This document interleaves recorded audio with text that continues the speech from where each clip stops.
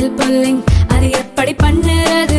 காலையில் எழுந்ததும் எதுவும் சாப்பிடாமல் இதயம் வளர்த்தை வாயில ஊத்தி நல்லா கொப்பளிக்கணும், அப்புறம் அதை துப்பிடணும். இதுதான் ஆயில் புல்லிங்.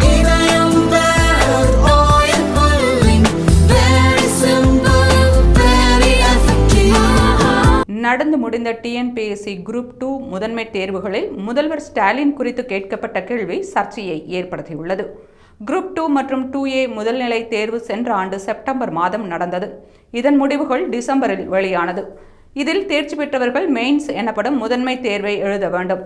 முன்னர் டிஎன்பிஎஸ்சி குரூப் 2 மற்றும் 2A முதல்நிலை தேர்வில் தேர்ச்சி பெற்றவர்கள் டிஸ்கிரிப்ஷன் டைப் எனப்படும் கட்டுரை வடிவிலான வினாக்களை எழுத வேண்டும். ஆனால் சென்ற ஆண்டு டிஎன்பிஎஸ்சி இதில் மாற்றங்களை கொண்டு வந்தது. அதன்படி நேர்முக தேர்வு இருக்கும் குரூப் 2 பதவிகளுக்கு டிஸ்கிரிப்டிவ் டைப் வினாக்களையும், நேர்முக தேர்வு இல்லாத 2A பதவிகளுக்கு முதல்நிலை தேர்வை போன்றே அப்ஜெக்டிவ் டைப் எனப்படும் 5 பதிவில் ஒன்றை தேர்வு செய்யும் முறையையும் டிஎன்பிஎஸ்சி கொண்டு வந்தது.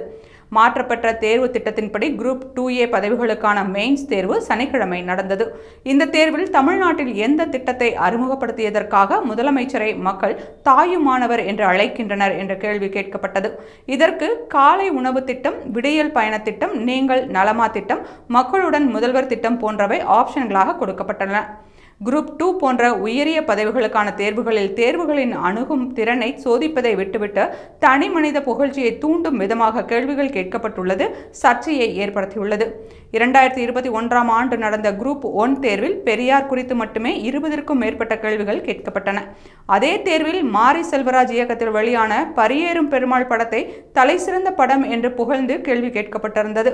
பின்னர் சென்ற ஆண்டு நடந்த குரூப் 1 தேர்வில் சுதந்திர போராட்ட வீரரான வாஞ்சிநாதனை குற்றவாளி என்று சித்தரிக்கும் நோக்கில் கேள்வி கேட்கப்பட்டது. மேலும் பெரியார் யுனெஸ்கோ விருது வாங்கவில்லை என்ற தமிழ்நாடு பாடநூல் கழகமே 9ஆம் வகுப்பு புத்தகத்தில் மாற்றம் செய்த நிலையில் யுனெஸ்கோ விருது வாங்கியதாகவும் ஒரு கேள்வி கேட்கப்பட்டது.